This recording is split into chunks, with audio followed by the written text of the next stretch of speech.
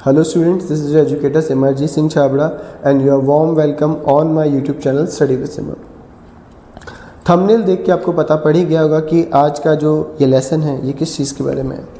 तो आज का जो लेसन है वो आपके हिस्ट्री के चैप्टर 1 नेशनलिज्म यूरोप के बारे में है। इस चैप्टर में हम डिटेल स्टडी करेंगे कि क्या था नेशनलिज्म, क्या इसके इम्पैक्ट थे, क्या क्या चेंजेस आए, कैसे कैसे नेशंस बने, क्या कैसे कैसे यूनिफिकेशंस हुए, क्या इम्पैक्ट हुए, कैसे कुछ नेशंस अलग हुए। तो इन सब के बारे में हम इस चैप्टर में स्टडी करने वाले हैं और मेरी पूरी कोशिश रहेगी कि आपके अंदर इस चैप्टर को लेकर एक सेंस डेवलप हो कि क्या थी स्टोरी। चैप्टर बहुत इंटरेस्टिंग होने वाला है, बहुत ही अमेजिंग है। सेकंड बात, आप ये पहली बार नहीं है कि आप वर्ल्ड हिस्ट्री को पढ़ रहे हैं। ये चैप्टर वर्ल्ड हिस्ट्री का है और आप पहले भी वर्ल्ड हिस्ट्री के चैप्टर पढ़ते आए हैं। प्रीवियस क्लास 9th क्लास के अंदर भी आपने French revolution, Russian revolution, rise of Hitler के अंदर आपने वर्ल्ड हिस्ट्री के बारे में पढ़ा है। तो उसी तरीके से ये भी वर्ल्ड हिस्ट्री के बारे में एक चैप्टर है। So without wasting our time हम अपना जो चैप्टर है वो स्टार्ट करते हैं। अगर ये वीडियो आपको यूज़फुल लगता है, मेरा पढ़ाना आपको समझ में आता है, तो प्लीज़ चैनल को सब्सक्राइब कीजिएगा, इस वीडियो को लाइक करिएगा और अपने फ्रेंड्स के साथ में से शेयर करिएगा। तो चलिए वीडियो स्टार्ट करते हैं। So without wasting our time हम अपना लेसन स्टार्ट करते हैं। पहली टर्म है आपका नेशनलिज्म। तो नेशनलिज्म क्या है? Give priority to your nation over the individual. अपने से ऊपर अपने देश को रखना ही नेशनलिज्म है, ठीक है। A feeling of love, unity and loyalty towards your nation. अपने देश के प्रति प्रेम, अपने देश के प्रति समर्पण और यूनिटी की जो भावना है वही नेशनलिज्म है। अपने से ऊपर अपने देश को रखना, ठीक है। और ये भावना धीरे धीरे लोगों में डेवलप हो रही थी और इसके आने से लोगों के जो यूरोप के अंदर चेंजेस आए वही हम इस लेसन में पढ़ने वाले हैं कि इस नेशनलिज्म के आने से या इस फीलिंग के आने से किस तरीके से यूरोप के अंदर जो स्विच आया मोनार्की से डेमोक्रेसीज में, वही इस लेसन के अंदर हम पढ़ने वाले। ओवरऑल यही है कि कैसे एक एक करके सारे जो नेशन, ऑलमोस्ट जितने भी यूरोपियन नेशंस हैं उनके बारे में पढ़ोगे कि कैसे उनके अंदर ये स्विच आया, कैसे उन्होंने अपने आप को मोनार्की से डेमोक्रेसी के अंदर स्विच किया। तो नेशनलिज्म हो गया कि give priority to your nation over the individual. अपने देश के प्रति प्यार, समर्पण और एकता की भावना ही नेशनलिज्म है, ठीक है। सेकंड बात आता है कि अच्छा नेशनलिज्म हो गया, अब नेशन क्या होता है? नेशन एक ऐसा कॉन्सेप्ट है जिसके अंदर कॉमन आइडेंटिटी वाले लोग एक साथ रहते हैं, उसी को नेशन कहते हैं। आज भी हम देखते हैं कि फ्रांस हुआ, इटली हुआ, जर्मनी हुआ, ये सब क्या है? इसमें कॉमन आइडेंटिटी वाले लोग, वो उनके बीच में कॉमन बॉन्ड है जो उन्हें बांधे रखता है। वो जब एक जोग्राफिकल एरिया में रहते हैं उसे ही नेशन कहते हैं। फॉर एग्जांपल फ्रांस के अंदर फ्रेंच लैंग्वेज बोलने वाले जो लोग हैं वो एक जोग्राफिकल एरिया में रह रहे हैं, एक साथ रह रहे हैं, उससे नेशन बन रहा है, उस जोग्राफिकल एरिया को नेशन कह रहे हैं। उनके बीच में कोई ना कोई कॉमन बॉन्ड होना ज़रूरी है जो उन्हें एकजुट रखता है। और नेशनलिज्म इटसेल्फ यही कहता है कि जो कॉमन आइडेंटिटी वाले लोग हैं वो एक साथ एक ही जोग्राफिकल एरिया में रहेंगे, ठीक है। सो नेशन क्या हुआ? नेशन हुआ कि जो कॉमन आइडेंटिटी वाले लोग हैं वो एक ही जोग्राफिकल एरिया में रहेंगे। वो कॉमन आइडेंटिटी उनकी लैंग्वेज हो सकती है, उनका रिलीजन हो सकता है, उनका कल्चर हो सकता है, इवन उनकी हिस्ट्री भी हो सकती है। जैसे इंडिया के केस में हम अलग अलग लैंग्वेज बोल रहे हैं, हम अलग अलग कल्चर फॉलो कर रहे हैं, हमारे अलग अलग रिलीजन है, मगर हमारी हिस्ट्री एक है। हमने सब ने मिलके जो ब्रिटिशर्स थे उनसे साथ लड़ाई लड़ी है, या पास्ट में कभी ना कभी इंडिया एक सिंगल अम्ब्रेला के अंदर आया है, ठीक है। थर्ड टर्म जो आपका आ रहा है वो आ रहा है स्टेट नेशन का। अब ये स्टेट नेशन क्या होता है? जो आपका नेशन है जहाँ पे कॉमन आइडेंटिटी वाले लोग, एक सिमिलर लोग एक साथ रह रहे हैं, वो लोग अपने ऊपर खुद रूल कर रहे हैं, वो उन्हीं में से कुछ चुने हुए जो लोग हैं वो उस देश को चला रहे हैं, वही स्टेट नेशन है। उस जोग्राफिकल एरिया में उन्हीं के चुने हुए जो रिप्रेजेंटेटिव है वही उनको गवर्न कर रहे हैं। इसी कॉन्सेप्ट को हम कहते हैं स्टेट नेशन। इसके बारे में हम पढ़ेंगे यूनिफिकेशन के बारे में। इस चैप्टर में हम बहुत सारे यूनिफिकेशन पढ़ने वाले हैं, जैसे unification of Germany, unification of Italy. तो यूनिफिकेशन होता क्या है? ऐसे लोग जो कि पॉलिटिकली डिवाइडेड है बट कल्चरली सिमिलर है, उन सब का एक आना, एक साथ होना।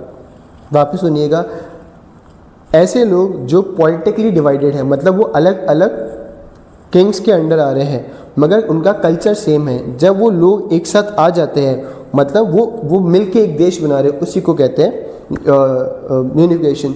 इस चैप्टर में आप यूनिफिकेशन ऑफ जर्मनी के बारे में पढ़ोगे जिसमें 13 स्टेट्स ने मिलकर जर्मनी को फॉर्म किया। इस चैप्टर में आप यूनिफिकेशन ऑफ इटली पढ़ोगे जिसमें बहुत सारे इटालियन स्टेट्स ने मिलके, ऐसे स्टेट जो कि इटालियन लैंग्वेज बोल रहे थे, उन्होंने मिलके इटली फॉर्म किया। ठीक है। सेकंड इसमें जो टर्म आता है जस्ट यूनिफिकेशन का रिवर्स पार्ट, वो है सेपरेशन। जैसे जो कल्चरली सिमिलर और पॉलिटिकली डिवाइडेड जो किंगडम्स है या जो स्टेट्स है वो मिलके एक सिंगल स्टेट बनाते हैं, एक सिंगल नेशन बना रहे हैं, उसको तो हम बोलते हैं यूनिफिकेशन। इसका जस्ट रिवर्स पार्ट, ऐसे लोग जो कि पॉलिटिकली यूनाइटेड है बट कल्चरली डिफरेंट है, उनका अलग अलग होना। वो लोग जो कि पॉलिटिकली तो यूनाइटेड है मतलब उन पे एक सिंगल अथॉरिटी, सिंगल रूलर है, मगर उनका कल्चर अलग अलग है, उनका एक दूसरे से अलग होना, सेपरेट होके अलग अलग नेशंस को फॉर्म करना, वो कहलाता है सेपरेशन। इसका एग्जांपल है जैसे ग्रीस और बाकी जो बाल्कन कंट्रीज़ है वो ऑटोमन एम्पायर से अलग हुई, और जैसे कनाडा फ्रांस से अलग हुआ, जैसे पाकिस्तान इंडिया से अलग हुआ। ठीक है। इसके बाद में एक और कॉन्सेप्ट आता है स्टेट नेशन, जिसमें छोटे छोटे नेशंस में छोटे छोटे इंडिपेंडेंट स्टेट मिलके एक बड़ा स्टेट बनाते हैं, यूनाइटेड स्टेट बनाते हैं, उसे बोलते हैं स्टेट बिल्डिंग। जैसे कि आपका अमेरिका, जिसमें 50 स्टेट्स ने मिलके एक यूनाइटेड स्टेट्स ऑफ एक अलग से country United states of America form किया। ठीक है। स्विस नेशनलिज्म की शुरुआत होती है 19वीं सेंचुरी के अंदर, जब 1848 के अंदर एक फ्रेंच आर्टिस्ट जिसका नाम था फ्रेडरिक सोर्यू, वो 4 पेंटिंग ड्रॉ करता है, जिसमें से सबसे फेमस पेंटिंग थी द पैक्ट ऑफ नेशन, जो मेरे बैकग्राउंड में आप देख पा रहे होंगे। उसके अंदर वो अपना यूटोपिया मतलब अपनी इमेजिनेशन डिस्क्राइब करता है। यूटोपिया किसी आइडियल, इतनी आइडियल इमेजिनेशन कहते हैं जो कि प्रैक्टिकली पॉसिबल नहीं थी, मगर जो उसने सोचा था वो प्रैक्टिकली पॉसिबल हो पाया था। इसके अंदर वो इवन फ्यूचर प्रेडिक्ट कर देता है, उसमें वो ऐसे ऐसी चीज़ें बताता है, ऐसे ऐसे कंट्रीज़ के बारे में बताता है जो उस टाइम तक फॉर्म हुई नहीं थी। जैसे कि उसके अंदर वो जर्मनी को डिस्क्राइब कर रहा है, उसके अंदर वो इटली की बात कर रहा है जो कि उस टाइम तक बने ही नहीं थे। इस पेंटिंग के अंदर वो स्टैच्यू ऑफ लिबर्टी बता रहा है जो कि उस टाइम तक बना ही नहीं था। तो वो ऐसी चीज़ें जो उस टाइम एग्जिस्टेंस में थी नहीं, इवन उनको भी डिस्क्राइब करता है। तो आप जो पेंटिंग है पैक्ट ऑफ नेशन मेरे बैकग्राउंड में देख पा रहे होंगे, इसमें आप देख रहे होंगे कैसे अलग अलग जो देशों के लोग थे वो अपनी नेटिव जो ट्रेडिशनल वहाँ की कॉस्ट्यूम है उसके अंदर अपने अपने देशों का झंडा लिए मूव कर रहे हैं स्टैच्यू ऑफ लिबर्टी की तरफ, और ये डिस्क्राइब कर रहा है कि जो देश है वो मोनार्की से डेमोक्रेसी की तरफ मूव ऑन कर रहे हैं। सबसे आगे यूएस है, क्योंकि जब ये पेंटिंग ड्रॉ हुई उस टाइम यूएस के अंदर डेमोक्रेसी आ चुकी थी, उसके पीछे स्विट्जरलैंड है, उसके पीछे फ्रांस है, क्योंकि इस दौरान फ्रांस भी के अंदर भी डेमोक्रेसी आ चुकी थी। उसके पीछे जर्मनी है, क्योंकि कुछ टाइम बाद जर्मनी के अंदर डेमोक्रेसी आने वाली थी या वो जर्मनी का फॉर्मेशन होने वाला था। उसके पीछे इटली है, उसके पीछे बाकी नेशंस है। तो आप देखेंगे कि कैसे उसने यहाँ तक बता दिया है, यह सीक्वेंस तक बता दिया है कि कैसे इन देशों के अंदर क्रांति आने वाली है, कैसे इन देशों के अंदर जो मोनार्की है वो ख़त्म होकर डेमोक्रेसी की तरफ वो स्विच करने वाले हैं। आप इस पेंटिंग के अंदर बॉटम साइड में देख सकते हैं कि बहुत सारे क्राउन्स टूटे हुए हैं, इसका मतलब मोनार्की का एरा ख़त्म हो चुका है। इसके अंदर आप ऊपर देख पाओगे तो जीजस है और एक सनराइज हो रहा है। सनराइज बता रहा है बिगनिंग ऑफ न्यू एरा के बारे में। इसमें जीसस बताया गया है ऊपर, जो ये बता रहे हैं कि जो कुछ भी हो रहा है ये जीसस की विल से हो रहा है। तो इस तरीके से इसके अंदर बहुत ही सुंदर तरीके से उसने जो उस टाइम का जो पॉलिटिकल एरा था, जो उसकी उस टाइम की जो पॉलिटिकल सिचुएशन थी उसको उसने डिस्क्राइब करा है। एक चीज़ मैं बताऊंगा कि देखो नेशनलिज्म एक है फीलिंग, और इसको ऐसे ही पेंटिंग्स के थ्रू, राइटिंग्स के थ्रू, सॉन्ग्स के थ्रू, फोकलॉर के थ्रू ही जगाया जाता है, बिकॉज ये कोई ऐसी चीज़ थोड़ी है, ठीक है, ये तो एक इमोशन है, ठीक है। इसके अंदर इसने स्टैच्यू ऑफ लिबर्टी को डिस्क्राइब किया है, और स्टैच्यू ऑफ लिबर्टी बन रही है 1884 में, ठीक है, मगर ये पेंटिंग बनी है 1848 के अंदर, मतलब इतने साल पहले ही उसने स्टैच्यू ऑफ लिबर्टी को इसके अंदर डिस्क्राइब किया है। वहीं अगर आप देख सकते हो कि उसके हाथ में टॉर्च है और सेकंड हाथ में right of charter of man है। ये right of charter of man जो वहाँ पे 1791 के अंदर जो फ्रेंच रेवोल्यूशन हुआ था उसके बाद में कुछ एक राइट दिए गए थे वहाँ के सिटीजन को, वो चीज़ है, ठीक है। जर्मनी जिसका फॉर्मेशन हो रहा है 1871 के अंदर, पेंटिंग 1848 के अंदर है, उसको उसने डिस्क्राइब कर दिया है। 71 की पेंटिंग, 1871 में जो देश बन रहा है उसका झंडा इसने 1848 के अंदर ही बता दिया। इटली जो कि 1861 के अंदर फॉर्म हो रहा है, उसका फ्लैग भी इसने इसके अंदर बताया है कि ये बताया है कि ये जो देश है ये भी किस तरफ मूव कर रहा है, ये भी देश जो है वो डेमोक्रेसी की तरफ मूव कर रहा है। हम पढ़ेंगे फ्रेंच रेवोल्यूशन के बारे में। फ्रेंच रेवोल्यूशन आप प्रीवियस क्लास में ही पढ़ चुके हैं कि कैसे फ्रांस के अंदर वहाँ का जो किंग था लुई XVI, उसे ग्लूटनाइन किया गया, उसे एग्जीक्यूट किया गया और उसके बाद फ्रांस के अंदर डेमोक्रेसी को इस्टेब्लिश किया गया। ठीक है, और ये पहली बार हुआ था कि किसी देश के अंदर, वो भी इतने पावरफुल देश के अंदर, वहाँ के जो मोनार्क को एग्जीक्यूट करके वहाँ पे डेमोक्रेसी लाई जा रही है। और ये सब हो पाया था ड्यू टू नेशनलिज्म। इसी नेशनलिज्म के कारण से वहाँ के लोगों के अंदर रिवॉल्ट हुआ। वो सब आप पहले पढ़ चुके हो कि कैसे 3 स्टेट सिस्टम था, कैसे जो थर्ड स्टेट था उसमें जो कॉमन लोग थे उनको सारा टैक्स पे करना पड़ता था, सीवियर पॉवर्टी थी एंड ऑल दीज थिंग्स आप पहले पढ़ चुके हो। इस कारण से वहाँ पे क्रांति आती है 1789 के अंदर, और वहाँ के जो लोग हैं वहाँ के किंग को ग्लूटनाइन कर देते हैं, एग्जीक्यूट कर देते हैं, और वहाँ पे क्या इस्टेब्लिश करते हैं, वहाँ पे वो इस्टेब्लिश करते हैं डेमोक्रेसी को। और इसी फ्रांसीसी क्रांति से जन्म हो रहा है 3 कॉन्सेप्ट का, इक्वालिटी, लिबर्टी एंड फ्रेटर्निटी। आप जो फ्रांस का फ्लैग देखते हो 3 कलर्स का, उसके अंदर ये कलर्स भी यही रिप्रेजेंट कर रहे हैं, इक्वालिटी, लिबर्टी एंड फ्रेटर्निटी को। ठीक है, और उसके बाद फ्रांस में आप समझ पा रहे हैं कि वहाँ पे लोगों के अंदर नेशनलिज्म पीक पे था। उन्होंने अपने आप को सर मैडम कहना बंद कर दिया था। उन्होंने कहा हम सब सिटीजन हैं और ये हमारा देश क्या है, हमारा फादर है। जैसे हमारे देश के अंदर मदरलैंड का कॉन्सेप्ट है, हम अपने देश को माता मानते हैं, फ्रांस के लोग अपने देश को पिता मानते हैं। ला पात्रे मतलब फादरलैंड एंड ला सिटीजन मतलब हम उसके सिटीजन हैं। तो ये कॉन्सेप्ट आ चुका था। वहाँ पे जो इंटरनल ड्यूटीज़ थी उसको उन लोगों ने अबॉलिश कर दिया था। कॉमन जो मेजर से वेट के, मतलब पहले ऐसा था कहीं पे पौंड यूज़ हो रहा है, कहीं पे आप किलो यूज़ कर रहे हो, बट उन सबको अबॉलिश कर दिया गया था। कॉमन करेंसी, कॉमन जो आपका जो मेजर ऑफ वेट है, ठीक है, जो इंटरनल कस्टम एंड ड्यूटी है, कभी ऐसा होता था कि आप फ्रांस के अंदर ही विद इन फ्रांस जब आप मूव कर रहे हो तो आपको एक जगह से दूसरी जगह जाने के लिए बहुत सारी जो कस्टम ड्यूटीज़ थी वो पे करनी पड़ती थी, उन सब को अबॉलिश कर दिया गया था। ठीक है, ये सब हो पाया था फ्रेंच रेवोल्यूशन के बाद में। और उन लोगों ने कहा था कि अब ये हमारा फेट है कि हम आसपास के जो देश हैं उनको में भी क्या लेके आएंगे, डेमोक्रेसी लेके आएंगे। उससे अलग जो आसपास के जो रूलर्स थे वो सोचते थे, उनकी मेंटलिटी थी कि जो डेमोक्रेसी है वो एक ईविल है और हमको इसको क्या करना है, किसी भी तरीके से रोकना है। ठीक है, और फ्रांस के अंदर जो आपको पता है कि जैकोबियंस जो क्लब थे, as a kind of political party, वो बनने स्टार्ट हो गई थी। हर एक जगह पे छोटे छोटे जैकोबियन क्लब बनते थे और उसी का जो एक लीडर था वो था मैक्स मुलर रॉबिस्पियर, जिसके बारे में आपने लास्ट चैप्टर में पढ़ा होगा, जो राइन ऑफ टेरर वाला पार्ट था आपका। अब आ रहा है हिस्ट्री का बहुत ही famous figure, we can say notorious figure, जिसका नाम है नेपोलियन बोनापार्टे। आप लोगों ने आपके जो प्रीवियस लेसन में पढ़ा होगा कि नेपोलियन बोनापार्टे कैसे वहाँ का एक मिलिट्री डायरेक्टर था। ठीक है, वो वहाँ पे कू लेके आया, उसने तख्ता पलट किया और अपने आप को क्या बनाया, मोनार्क बनाया। ठीक है, जब नेपोलियन आया, इनिशियली तो लोगों को लगा कि ये तो लिबरेटर है, भाई साहब ये तो बहुत कमाल के चेंजेस लेके आ रहा है। उसके जो चेंजेस थे, जो नए नए रूल्स लेके आया था, उनको कंबाइनली कहा गया नेपोलियनिक कोड और सिविल कोड ऑफ 1804। ठीक है, तो हम पढ़ेंगे क्या थे नेपोलियनिक कोड या सिविल कोड ऑफ 1804। इसके अंदर जो पहला चेंज था उसमें जो 3 स्टेट सिस्टम था उसको उसने बिल्कुल ख़त्म कर दिया। जो वहाँ के फेडरल लॉर्ड्स थे, वहाँ के जो सामंत थे, उनके पास जो भी प्रिविलेज थी, जो क्लर्जीज थे, जो नोबैलिटी थी, जिनके पास जो भी प्रिविलेज थे, उन सबको उसने कर दिया अबॉलिश। ठीक है, आज भी हमारे देश में हमारे फंडामेंटल राइट्स के अंदर राइट टू प्रॉपर्टी नहीं है, मगर नेपोलियन लेके आया वहाँ के लोगों के लिए राइट टू प्रॉपर्टी।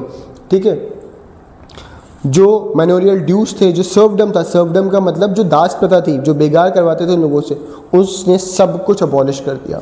उसने जो उन पे जो पहले के ड्यूज थे उनको ख़त्म कर दिया। जो सर्वडम था मतलब जो गुलाम बनाने या स्लेव बनाने की जो सिस्टम था वो उसने अबॉलिश कर दिया, मगर फ्रांस के अंदर। ठीक है, फ्रांस के अंदर जो सिस्टम चल रहा था।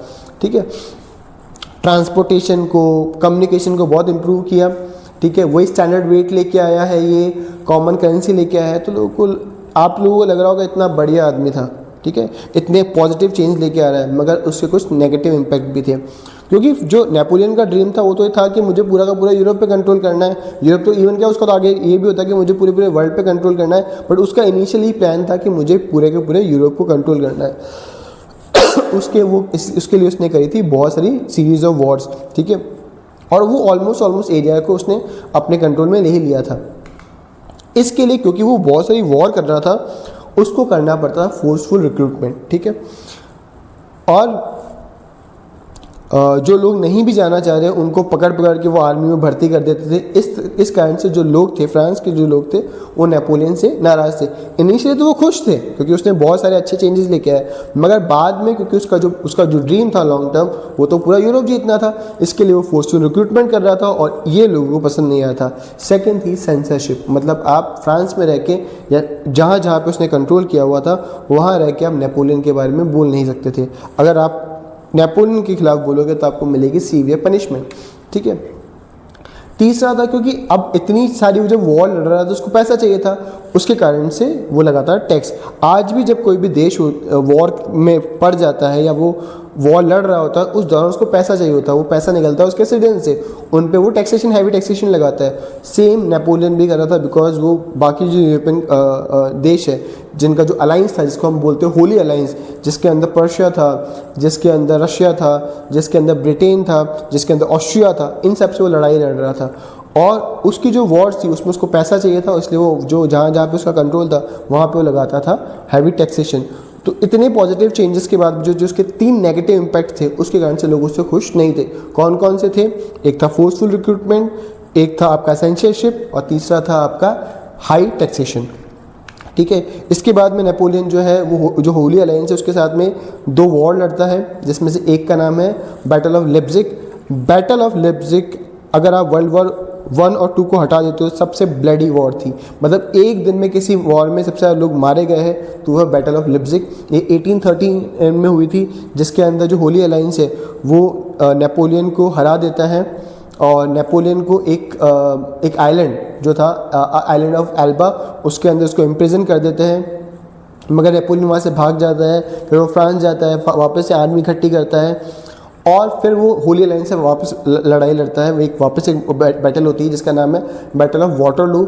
इसमें वो अल्टीमेटली हार जाता है और उसके बाद में उसको एक आइलैंड था सेंट हेलेना, ठीक है, एक रिमोट आइलैंड था, उसके अंदर उसको कैद कर देते हैं, बाद में उसको पॉइजन देके मार देते हैं, ठीक है। जब ये 1815 के अंदर ये बैटल वाटरलू हो जाती है, नेपोलियन को हरा देते हैं, उसे मार देते हैं, तो उसने जो चेंजेस लेके आए थे, because for the purpose of governing, उसने काफ़ी सारे जो एरियाज़ थे जो सिमिलर थे उनको जोड़ के यूनिट्स बना दिए थे। जैसे इनिशियली जो जर्मनी था वो बहुत छोटे छोटे जो किंगडम्स में टूटा हुआ था, मगर उसने उनको जोड़ के 39 बड़े किंगडम्स बना दिए थे, जो कि एक फाउंडेशन थी यूनिफिकेशन ऑफ जर्मनी की। मतलब उसने ऑलमोस्ट यूनिफिकेशन तो कर दिया था। अब जो आगे का प्रोसीजर था वो क्या था, बिस्मार्क में जो हम आगे जाके पढ़ेंगे, ठीक है। उसके जो भी चेंजेस थे उसको रिवर्ट करने के लिए एक कॉन्फ्रेंस बिठाई जाती है जिसको हम बोलते हैं ट्रीटी ऑफ वियना, ठीक है, या कांग्रेस ऑफ वियना। ये होती है ऑस्ट्रिया में, और इसको जो चेयर करते हैं, जो उसमें चेयरमैन होते हैं, वो होते हैं ऑस्ट्रिया के एक ड्यूक जिसका नाम था ड्यूक मेटरनिक, ठीक है, जो काफ़ी अगेंस्ट थे नेशनलिज्म के, जो काफ़ी अगेंस्ट थे जो भी यूनिक आइडिया थे उन सब के। वो चाहते थे कि वापस से मोनार्की ही रिस्टैब्लिश हो जाए। तो ट्रीटी ऑफ वियना होती है 1815 के अंदर, ऑस्ट्रिया के अंदर होती है। चेयर कौन करता है? ड्यूक मेटरनिक करते हैं। और इसके अंदर जो भी चेंजेस नेपोलियन लेके आया था उन सब को रिवर्ट किया जाता है। कौन कौन से चेंजेस? पहली बात उसमें मेंबर कौन कौन से, मैंने बताया कि आपको जो होली अलायंस की जितनी भी कंट्रीज़ थी, ब्रिटेन, रशिया, पर्शिया, ऑस्ट्रिया, वो सब इसके अंदर मेंबर होते हैं। और जितने एरिया उसने जीते हैं उनको वापस में बांटते हैं कि कौन कौन सा किस किस को मिलेगा। सबसे पहले वो फ्रांस के अंदर जो बर्बन डायनेस्टी थी उसको रीएस्टैब्लिश करते हैं। एक एरिया था सैक्सोनी, वो पर्शिया को मिल जाता है। एक और एरिया था इटली का जो अपर स्टेट है वो ऑस्ट्रिया को मिल जाती है। बाद में इटालियन जो है उसको लड़ के वापस लेते हैं और इटली का फॉर्मेशन करते हैं, ठीक है। रशिया को पोलैंड मिलता है, बाद में पोलैंड भी अपनी फ्रीडम की लड़ाई लड़ता है उससे, ठीक है। मगर जो भी चेंजेस नेपोलियन लेके आया था उन सबको रिवर्ट किया जाता है, मगर एक चेंज जो नेपोलियन लेके आया था उसको वो रिवर्ट नहीं करते, वो थी confederation of Rhine. Confederation of Rhine क्या है? राइन एक रिवर है जो कि जर्मनी के आसपास है।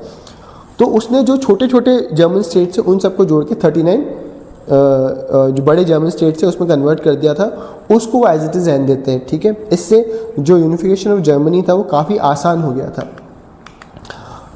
यूरोप की सोसाइटी की बात करते हैं तो यूरोप की सोसाइटी के अंदर बेसिकली आप देखा जाए तो 2 क्लास थे, वैसे 3 थे, और तीसरा क्लास था वो मिडिल क्लास था।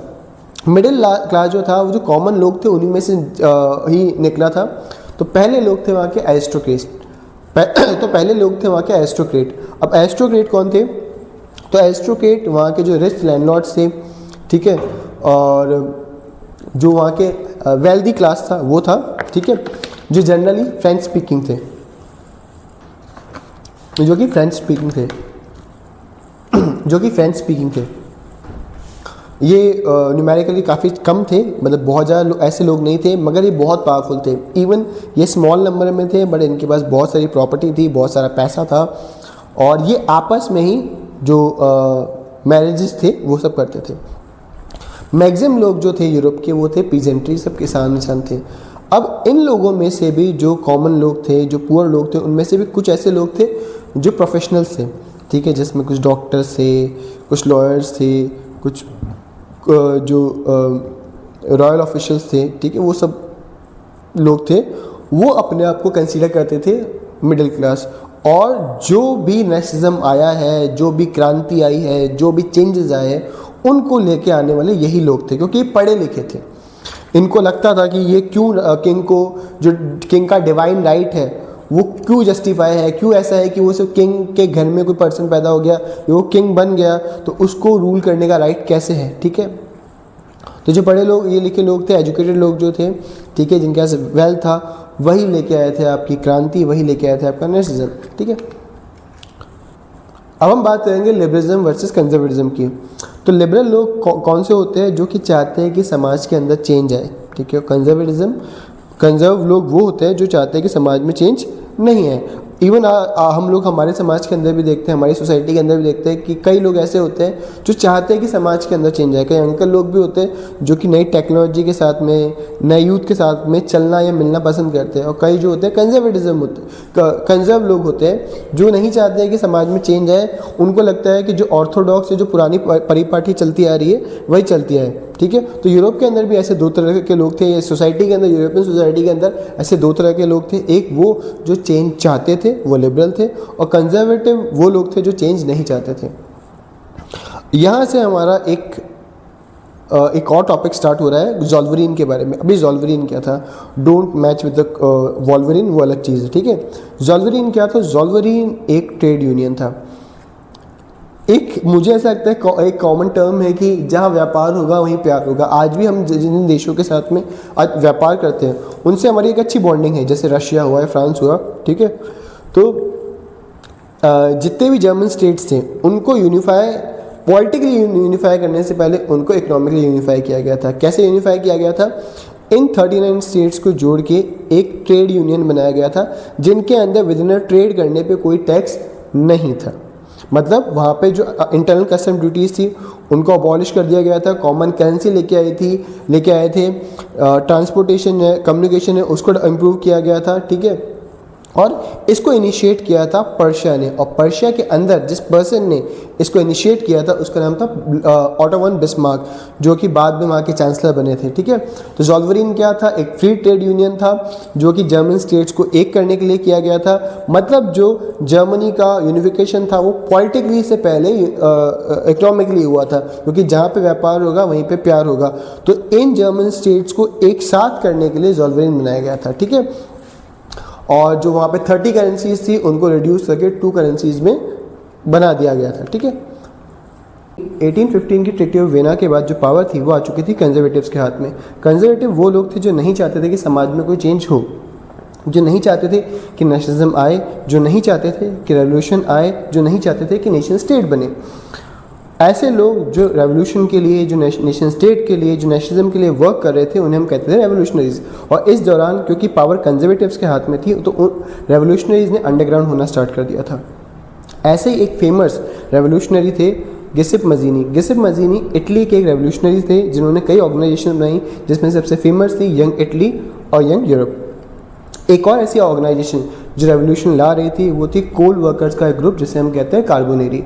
ये लोग नेशन स्टेट के लिए काम कर रहे थे। ये लोग रेवोल्यूशन लाने के लिए या नेशनलिज्म लाने के लिए अपनी राइटिंग्स का, फोकलोर्स का, आर्ट का, ड्राइंग का, सॉन्ग्स का, इन सब का यूज़ करते थे। अब ईयर आता है 1830 का। 1830 का ईयर पूरे यूरोप के लिए बहुत स्पेशल था क्योंकि इस दौरान आई थी अ वेव ऑफ रेवोल्यूशन। ये रेवोल्यूशन ऑलमोस्ट सारे यूरोपियन कंट्रीज़ में आया था और बहुत सारी कंट्रीज़ जैसे कि बेल्जियम, जैसे कि ग्रीस को इस दौरान मिली थी आज़ादी। सबसे पहले हम बात करेंगे फ्रांस की। तो इस दौरान फ्रांस में क्या हुआ था? फ्रांस में आप जैसे कि आप सबको पता ही होगा कि बर्बन डायनेस्टी का रूल था। तो वहाँ के रेवोल्यूशनरीज ने था कॉन्स्टिट्यूशनल मोनार्क था लुइस फिलिप। ये क्रांति कहलाती है जुलाई रेवोल्यूशन। अगर आपसे कोई एमसीक्यूज में पूछ लेता है कि जुलाई रेवोल्यूशन कहाँ आया था, तो आपका आंसर देना है फ्रांस में आया था। ठीक है। सेकेंड 1830 में जिस देश में रेवोल्यूशन आया था वो था बेल्जियम। इस दौरान जो बेल्जियम था वो नीदरलैंड से आज़ाद हुआ था। तीसरा देश जिसमें इस दौरान एक रेवोल्यूशन आया था वो था आपका ग्रीस। बात करेंगे ग्रीक वॉर ऑफ इंडिपेंडेंस की। जो ग्रीस था वो फॉलो करता था ऑर्थोडॉक्स क्रिश्चियनिटी को, मगर वो पार्ट था ऑटोमन एम्पायर का जो कि एक मुस्लिम एम्पायर था और वो हमेशा अपने आप को सुपीरियर समझता था मुस्लिम ऑटोमन एम्पायर से। और ये लड़ाई चली आ रही थी 1821 से, मगर इस लड़ाई को स्पार्क मिलता है लॉर्ड बायरन की डेथ से। अभी लॉर्ड बायरन कौन थे? तो लॉर्ड बायरन एक पोएट थे जो कि ग्रीक जो वॉर ऑफ इंडिपेंडेंस चल रही थी इसके लिए फंड इकट्ठा कर रहे थे, मगर अचानक से फीवर आने से उनकी डेथ हो जाती है। इससे वेस्टर्न पावर्स का ध्यान आकर्षित होता है इस वॉर पे।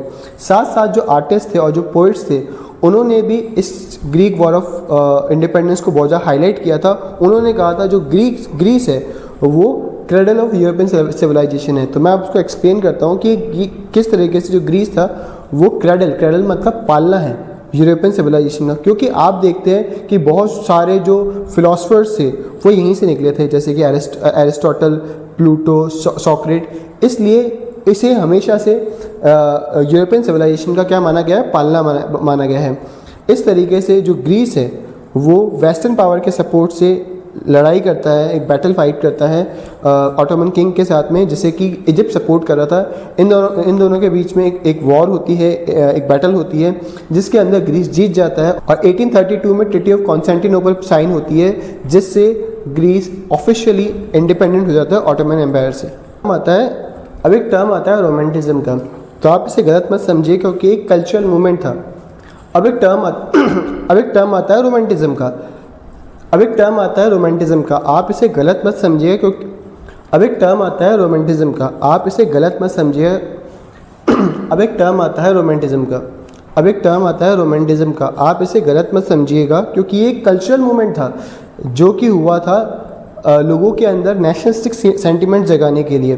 क्योंकि नेशनलिज्म तो एक फीलिंग है, इसे आप साइंस और रीजनिंग से नहीं जगा सकते, आप इसे इमोशन से, आप इसे लैंग्वेज से, आप इसे कल्चर से जगा सकते हो। तो इस दौरान बहुत सारे आर्टिस्ट ने, बहुत सारे पेंटर्स ने, बहुत सारे म्यूजिशियंस ने, बहुत सारे ऑथर्स ने अपनी आर्ट वर्क के थ्रू लोगों के अंदर नेशनलिस्टिक सेंटिमेंट जगाने की कोशिश की थी और इस पूरे मूवमेंट को कहा जाता है रोमांटिज्म। और इन वेल नोन ऑथर्स में से एक थे जॉन लॉक, जिन्होंने डिवाइन थ्योरी ऑफ किंगशिप के अगेंस्ट लिखा। दूसरे थे मॉन्टेस्क्यू, जिन्होंने स्पिरिट ऑफ लॉ से गवर्नमेंट के आइडिया ऑफ गवर्नमेंट दिया। और तीसरे थे आपके रोसियो, जिन्होंने सोशल कॉन्टेक्स्ट से डिवीजन ऑफ पावर के बारे में लिखा।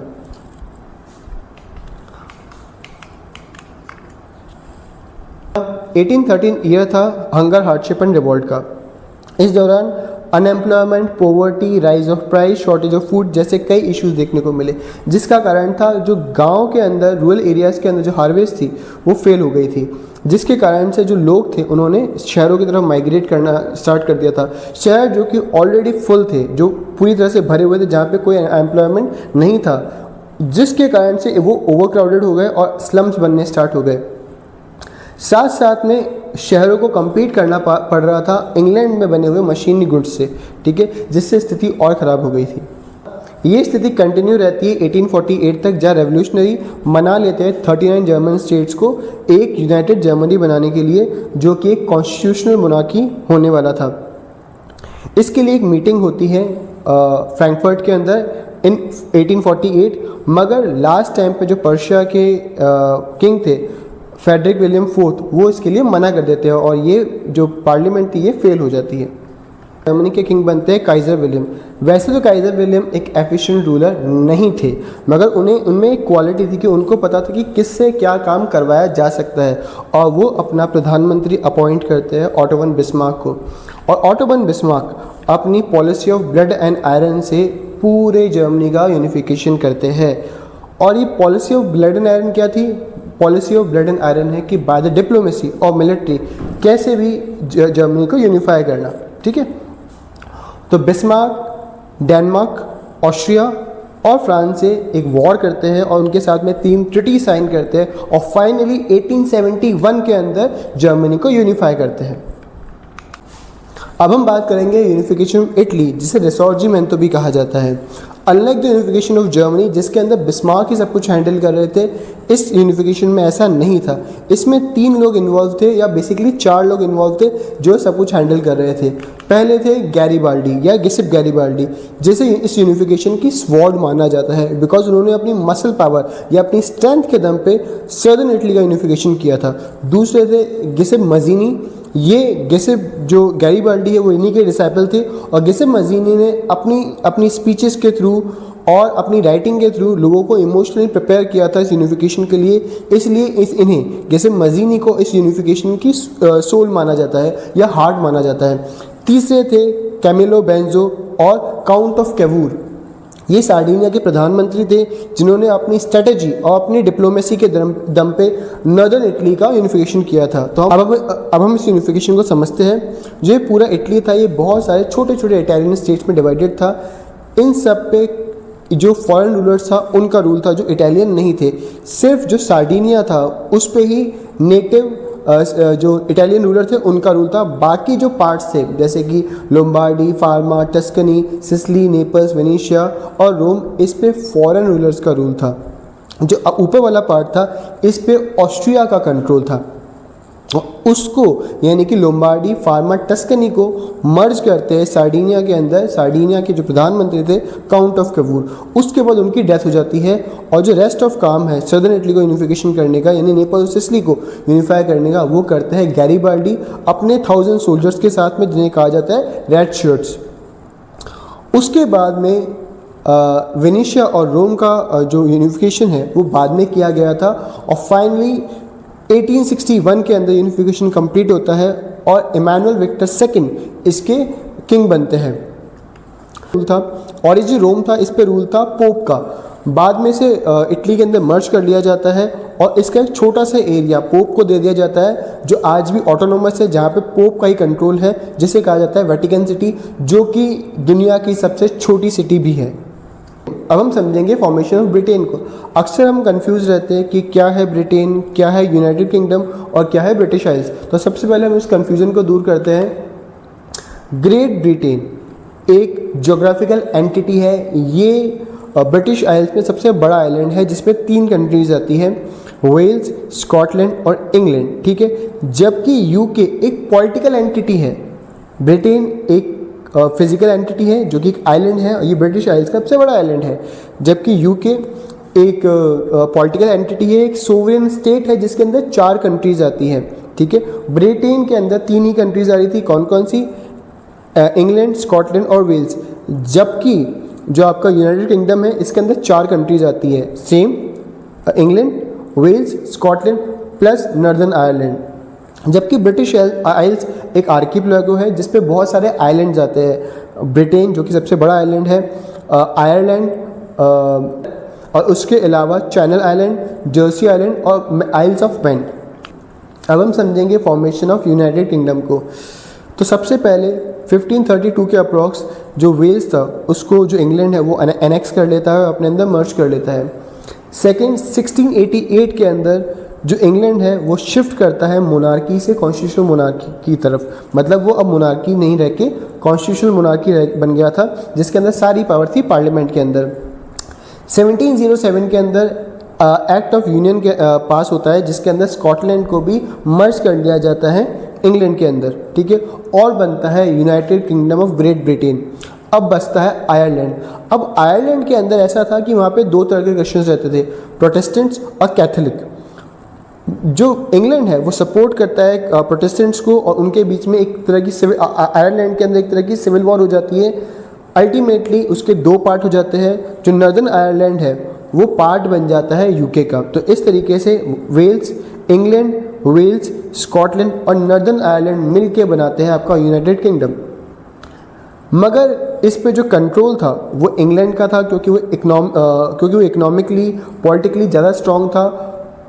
और जो लैंग्वेज है वो फोर्सफुली इंग्लिश लैंग्वेज को उन पर थोप दिया जाता है और उनके कल्चर को सप्रेस कर दिया जाता है। ऑल्दो कि यूनाइटेड किंगडम के अंदर 4 कंट्रीज़ थी, बट जो कंट्रोल था वो इंग्लैंड का ही था। उसी की लैंग्वेज थी, उसी का कल्चर था, और इवन फ्लैग भी जो था वो इनका जो कॉमन फ्लैग था, यूके का जो कॉमन फ्लैग बना वो बना यूनियन जैक। अब हम बात करेंगे विजुअलाइजेशन ऑफ नेशंस के बारे में। अक्सर हम देशों को विजुअलाइज करते हैं ह्यूमन फॉर्म में, और उस विजुअलाइजेशन को हम कहते हैं एलिगरी। अब मैं आपको थोड़ा सा एक एग्जांपल लेकर समझाता हूँ कि हम अपने देश को रिप्रेजेंट करते हैं भारत माता की फॉर्म में, मतलब एक फीमेल फिगर की फॉर्म में। तो ऐसा नहीं है कि सिर्फ हमने ही अपने देश को पर्सोनिफाई किया है या हमारी ही एलिगरी जो है भारत माता है, बाकी देशों ने भी अपनी कंट्री को पर्सोनिफाई किया है as a female figure. Even ये जो कॉन्सेप्ट है ये भी एक वेस्टर्न कॉन्सेप्ट ही है, जिसके अंदर हम देश को पर्सोनिफाई करते हैं, और वो जो पर्सोनिफिकेशन होता है वो उस देश के कल्चर से मिलता जुलता होता है। कि जैसे जो वहाँ की कस्टम्स है, जहाँ जिस तरह की वहाँ कपड़े पहने जाते हैं, उसी तरीके के जो कपड़े हैं वहाँ की एलिगरी पहनती है। और इन एलिगरीज के अंदर फेमस है फ्रांस की मरियन, जर्मनी की जर्मेनिया, इटली की टूरेटा, ब्रिटेन की ब्रिटानिया, इंडिया की भारत माता, ठीक है। और ये पर्सोनिफिकेशन ऐसे ही नहीं किया जाता, इसके अंदर हर एक एलिमेंट किसी न किसी चीज़ को सिंबलाइज करता है। फॉर एग्जांपल हम लेते हैं जर्मेनिया को। जर्मेनिया के हाथ में एक स्वॉर्ड है जो कि बताती है स्ट्रेंथ को। जर्मेनिया के बैकग्राउंड में सनराइज हो रहा है जो कि बताता है बिगनिंग ऑफ न्यू एरा को। जर्मेनिया के हाथ में एक जर्मनी का फ्लैग है और एक ब्लैक ईगल है उसके क्लोथ्स पे, जो कि बताता है जर्मन एम्पायर को। जर्मेनिया के हाथ में ऑलिव लीव्स है जो कि बताती है पीस को, और उसने एक ओक क्राउन पहन रखा है जो कि बताता है हीरोइज्म को। इस तरीके से जो भी पर्सोनिफिकेशन होता है उसमें हर एक एलिमेंट किसी न किसी चीज़ को सिंबलाइज करता है। हमारा लास्ट टॉपिक है बाल्कन नेशंस के बारे में। ये बाल्कन नेशन जो थे ये ऑटोमन एम्पायर का पार्ट थे, और ये इंडिपेंडेंस के बाद अक्सर आपस में लड़ते रहते थे ज़्यादा एरिया ऑक्यूपाई करने के लिए, क्योंकि इन सब के अंदर अलग अलग कल्चर, अलग अलग लैंग्वेज फॉलो होती थी। तो इनके अंदर एक तरह से जेलसी थी एक दूसरे के लिए, ठीक है। इनके अंदर Romania, Bulgaria, Greece, Macedonia, Croatia, Bosnia Herzegovina, Slovenia, Serbia, Montenegro, ऐसे करके काफ़ी सारी कंट्रीज आती थी, ठीक है। इनके बीच की ये जेलसी और लड़ाई अल्टीमेटली कारण बनती है वर्ल्ड वॉर फर्स्ट का। और इस तरीके से हमारा जो लेसन है ख़त्म होता है। होपफुली आपको ये लेसन समझ में आया होगा। अगर आपको ये लेसन अच्छा लगा है तो प्लीज़ इस चैनल को सब्सक्राइब कीजिए, इस वीडियो को लाइक कीजिए और अपने फ्रेंड्स के साथ में शेयर करिए। Thank you for watching.